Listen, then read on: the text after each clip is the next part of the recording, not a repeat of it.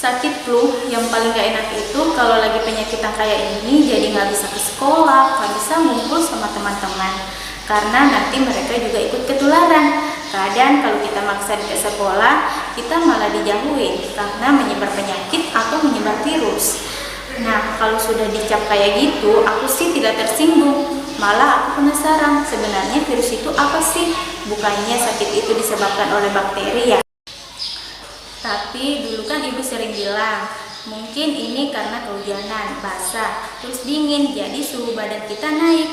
Seringkali kalau kita tiba-tiba lagi sakit, yang kita salahin itu adalah perubahan cuaca atau kehujanan. Tapi sebenarnya itu disebabkan oleh mikroorganisme. Mikroorganisme yang sangat kecil, sampai tidak kelihatan oleh mata kita. Hujan atau cuaca yang buruk itu hanya bisa lemahin kondisi tubuh kita. Nah, kalau sudah lemah kayak gini, mikroorganisme itu sangat mudah masuk ke dalam tubuh kita. Zaman dulu, kalau kita lagi ngomongin soal penyakit, musuh terbesar manusia itu adalah bakteri. Mikroorganisme pertama kali ditemukan oleh ilmuwan asal Belanda, Antonie van Leeuwenhoek pada tahun 1676. Sejak itu, kalau lagi ada yang sakit nih, yang pertama kali terpikirkan oleh orang-orang itu adalah infeksi bakteri. Karena pada saat itu belum ada obat yang ampuh melawan bakteri. Luka kecil yang gak sengaja terkena tisu aja berakibat fatal. Untungnya sekitar 100 tahun yang lalu, ilmuwan Alexander Fleming nemuin penisilin, antibiotik pertama di dunia. Hasilnya bakteri tidak seseram dulu lagi. Nah, kalau terserang bakteri tinggal minum antibiotik dan kemungkinan besar bakal sembuh. Tapi sebelum menemukan penisilin, beberapa ilmuwan nemuin sumber penyakit baru yang jauh lebih kecil dari bakteri. Mikroorganisme misterius ini mempunyai ciri dan kelakuan yang membuat para ilmuwan pada saat itu pusing 7 keliling, dan semua itu berawal dari tanaman tembakau. Pada tahun 1882 muncul penyakit bintik kuning yang menyerang daun tembakau, salah satu komunitas pertama yang ada di dunia. 5 tahun kemudian, di tahun 1897, ahli mikrobiologi Martinus Beijering nyoba lagi nih buat nyari penyebab penyakit yang menyerang daun tembakau tadi. Awalnya dia masih berasumsi bahwa penyakitnya disebabkan oleh organisme yang jauh lebih kecil dari bakteri. Saat itu para ilmuwan punya dua pendapat. Kalau semua penyebab infeksi itu bisa disaring oleh penyaring bakteri atau cemerlang tadi. Selain itu, yang kedua, mereka juga bisa ditumbuhi di sebuah medium pertumbuhan. Pada tahun 1882 muncul penyakit bintik kuning yang menyerang daun tembakau, salah satu komunitas terbesar pada saat itu. Penyakit ini membuat daun yang tadinya sehat menjadi ada bintik-bintik kuningnya. Adolf Meyer, ilmuwan asal Jerman, nemuin kalau penyakit ini ternyata menular. Tumbuhan tembakau yang sakit bisa bikin tumbuhan tembakau lainnya juga ikut sakit lewat getah daunnya. Karena sumber penyakitnya tidak kelihatan, akhirnya Adolf Meyer nyimpulin bahwa pasti ada mikroorganisme yang menyebabkan penyakit tumbuhan itu. Tebakan atau hipotesis pertamanya adalah bakteri. 10 tahun setelahnya, di tahun 1892, ahli botani asal Rusia Dmitri Ivanovsky mulai lagi nih percobaan dari Adolf Meyer tadi. Bedanya pada saat itu sudah ada penyaring bakteri yang disebut dengan cemerlang. Kalau larutan atau cairan yang penuh dengan bakteri dilewati penyaring cemerlang ini, bakterinya bakalan terpisah dari larutan. Awalnya Ivanovsky berharap bahwa penyakit itu disebabkan oleh bakteri. Nah, jika benar itu adalah bakteri, Ivanovsky akan memakai penyaring cemerlang ini untuk memisahkan bakteri dari getah tembakaunya. Langsung deh Ivanovsky melakukan percobaan. Yang pertama, getah tersebut disaring sama dia, terus dikasih dan dioleskan ke tembakau yang sehat. Logikanya, kalau yang bikin tembakau sakit itu adalah bakteri, harusnya getah yang disaring itu nggak akan bikin tembakau lainnya juga ikut sakit. Tapi tembakau yang sehat tetap saja sakit. Akhirnya, Ivanovsky mengambil kesimpulan kalau penyakit itu disebabkan oleh organisme yang jauh lebih kecil dari bakteri. 5 tahun kemudian, di tahun 1897, ahli mikrobiologi Martinus Bejerin nyoba lagi nih buat nyari penyebab penyakit yang menyerang daun tembakau tadi. Awalnya, dia masih berasumsi bahwa penyakitnya disebabkan oleh organisme yang jauh lebih kecil dari bakteri. Saat itu, para ilmuwan punya dua pendapat. Kalau semua penyebab infeksi itu bisa disaring oleh penyaring bakteri atau cemerlang tadi. Selain itu, yang kedua, mereka juga bisa ditumbuhi di sebuah medium pertumbuhan. Selain itu, yang kedua, mereka juga bisa ditumbuhi di sebuah medium pertumbuhan bakteri atau tempat yang kaya akan nutrisi, yang kalau kita tanam bakteri di sana biasanya menjadi tempat tumbuhnya bakteri. Karena Ivanovsky sudah menguji syarat yang pertama, lolos saringan atau enggak, Martinus lanjut syarat yang kedua, organisme yang ada di getah tembakau bisa nggak sih ditumbuhi di mediumnya sendiri. Selain itu, dia juga bisa ngetes apakah organisme itu bisa tahan terhadap alkohol atau tidak. Akhirnya, Martinus Bejerin menyimpulkan bahwa penyakit tersebut bukan disebabkan oleh bakteri, melainkan cairan hidup yang bersifat patogen atau bisa larut, namanya Contagium vivum fluidum. Puluhan tahun setelahnya, di tahun 1935, Wendell Stanley, ahli biokimia asal Amerika, berhasil mengisolasi atau memisahkan partikel yang menyerang tanaman tembakau tadi. Nah, dari eksperimen ini, Stanley menemukan kalau ternyata si organisme ini juga punya sifat partikulat, artinya dia bisa masuk ke kondisi yang tidak aktif atau ke organisme lain. Maksudnya, dia bisa masuk ke kondisi yang tidak aktif atau ke organisme lain. Dia bisa tiba-tiba hidup dan sifatnya kayak makhluk hidup. Bisa berkembang biak dan juga mempunyai ukuran partikel yang sangat kecil, sekitar 0,01 mikrometer, dan hanya bisa dilihat dengan menggunakan mikroskop elektron. Nah, dari pengamatan ini, Stanley yang jadi orang pertama yang memvisualisasikan atau melihat bentuk virus. Dia juga yang memberikan nama virus yang menyerang daun tembakau tadi. Virusnya dinamakan tobacco mosaic virus. Sejak itu, penelitian virus terus berlanjut. Ilmuwan-ilmuwan yang lain jadi pada semangat nih untuk mengungkapkan keberadaan dan jenisnya. Kalau tidak di dalam makhluk hidup lain, virus itu berbentuk partikel. Partikel ini terdiri dari 3 lapisan. Yang pertama itu adalah bahan genetik. Bahan genetik ini terdiri dari 2, yaitu DNA dan RNA. Yang kedua adalah lapisan protein. Yang ketiga adalah lapisan lipid atau lapisan lemak yang memiliki bentuk yang bermacam-macam. Bahkan dia jadi satu cabang ilmu sendiri, namanya virologi.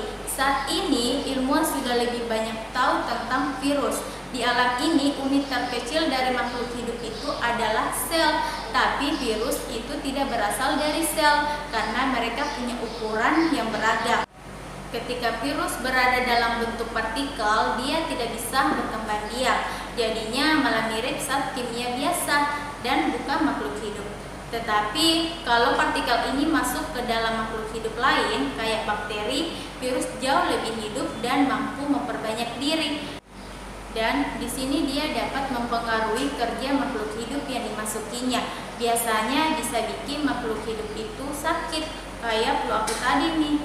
Jadi bingung gak sih sebenarnya virus itu makhluk hidup atau bukan? Karena memiliki bentuk yang sangat beragam, dari yang tidak hidup menjadi yang hidup. Jadi kesimpulannya, virus itu merupakan sumber penyakit bagi makhluk hidup, baik itu hewan, tumbuhan maupun manusia. Nah, untuk mencegah agar virus tidak menyebar masuk ke dalam tubuh kita, yang harus kita lakukan yaitu vaksinasi. Vaksin merupakan virus yang dilumpuhkan atau dimatikan, kemudian disuntikan ke dalam tubuh kita. Nah, jika virus itu menyebar ke dalam tubuh kita, antibiotik kita sudah siap untuk melindungi tubuh kita. Sekian dan terima kasih. Assalamualaikum warahmatullahi wabarakatuh.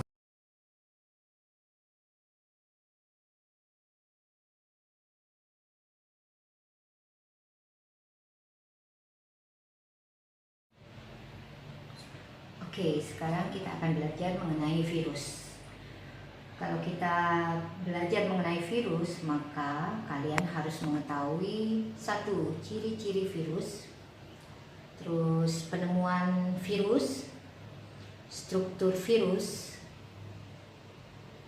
bakteriofag atau salah satu virus yang menyerang bakteri, kemudian 5 bentuk virus, dan yang terakhir adalah replikasi virus.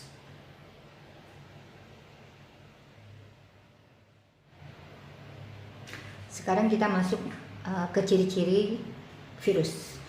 Virus yang pertama ciri-cirinya adalah aseluler. Kenapa aseluler? Karena dianya bukan merupakan sel, ya. Dia jauh lebih kecil daripada bakteri. Bakteri makhluk hidup uniseluler, tapi virus yang jauh lebih kecil daripada bakteri, makhluk hidup yang bukan sel. Kemudian yang kedua, dia merupakan makhluk hidup peralihan antara benda mati dan makhluk hidup. Kenapa disebut benda mati? Karena dia bisa dikristalkan. Sedangkan mengapa dia disebut makhluk hidup? Karena dia bisa melakukan replikasi atau bisa berkembang biak. Kemudian yang ketiga, virus sangat kecil ukurannya, yaitu antara 20 sampai 300 milimikron. Nomor 4, dia tidak dapat melakukan metabolisme di luar makhluk hidup. Jadi dia tidak akan bisa berkembang biak di alam, tapi dia hanya bisa berkembang biak di dalam tubuh makhluk hidup. Misalkan di embrio telur ayam. Kemudian 5, virus hanya dapat diamati oleh mikroskop elektron, tidak bisa diamati oleh mikroskop cahaya. Oke, kita masuk ke sejarah penemuan virus. Yang pertama adalah ilmuwan yang bernama Dmitri Ivanovsky. Dia berhasil menemukan TMV atau tobacco mosaic virus yang menyebabkan bercak kekuningan pada daun tembakau. Kemudian diteruskan oleh Martinus William Behring, dan yang terakhir adalah Wendell Stanley. Nah, Wendell Stanley bisa berhasil mengisolasi dan mengkristalkan tobacco mosaic virus. Sebenarnya masih banyak yang lain, kalian bisa membacanya sendiri dan menghafalkannya dari buku teks kalian. Oke, sekarang kita masuk ke struktur virus. Struktur virus yang saya gambarkan seperti ini adalah virus bakteriofag. Jadi kalau kita mempelajari seperti ini, berarti kita juga akan mempelajari tentang bakteriofag. Struktur yang pertama adalah kepala atau yang disebut kapsid. Nah, kapsid ini tersusun atas protein. Setiap satuan protein itu disebut kapsomer. Di bawahnya itu terdapat ekor. Ekor tersusun dari protein dan lemak. Kemudian ada serabut-serabut ekor dan ada lempeng dasar. Di dalam kapsid itu terdapat materi genetik yang berupa DNA atau RNA saja. Tidak semua virus seperti ini. Kebanyakan virus hanya berupa kapsid saja. Ya, nah itu disebut virion. Karena virus yang berupa virion saja itu bisa menginfeksi makhluk hidup yang lain. Kalau kita masuk ke dalam bakteriofag, maka kita harus tahu bahwa ekor itu digunakan oleh bakteriofag untuk menginfeksi bakteri. Sedangkan serabut ekor itu digunakan untuk menerima rangsang atau reseptor. Jadi pas saat bakteriofag akan menyerang bakteri, maka dia akan menempelkan ekornya itu ke bakteri.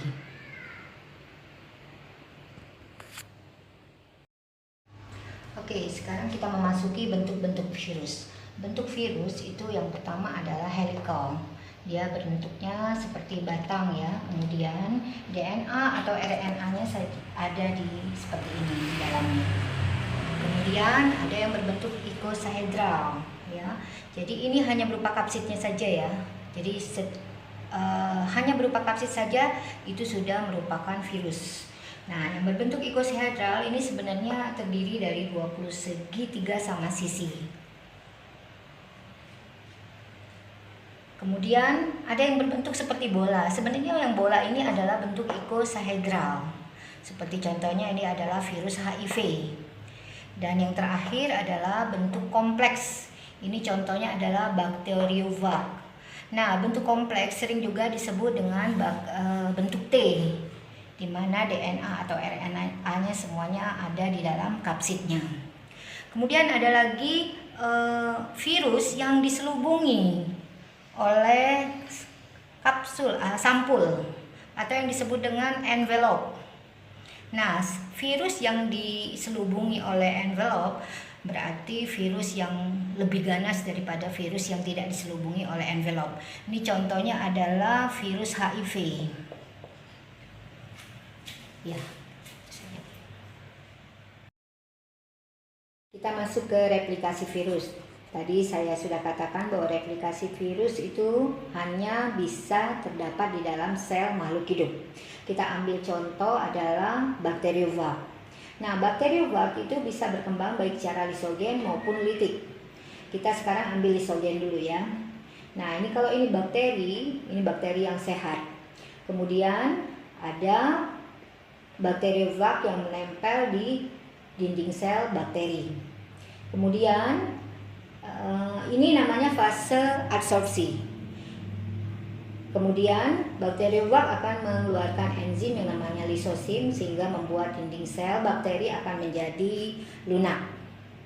Kemudian setelah itu ada fase yang namanya injeksi. Nah, fase injeksi adalah di mana bakteriofag akan mengeluarkan materi genetiknya untuk masuk ke dalam sel bakteri. Kemudian ada fase yang namanya fase penggabungan. Fase penggabungan di mana materi genetik virus akan bergabung dengan materi genetik daripada bakteri. Setelah itu fase pembelahan diri. Fase pembelahan diri adalah materi genetik daripada virus akan memerintahkan bakteri untuk membelah diri, dan setiap hasil pembelahannya sudah terdapat materi genetik dari virus. Nah, ini disebut dengan profag.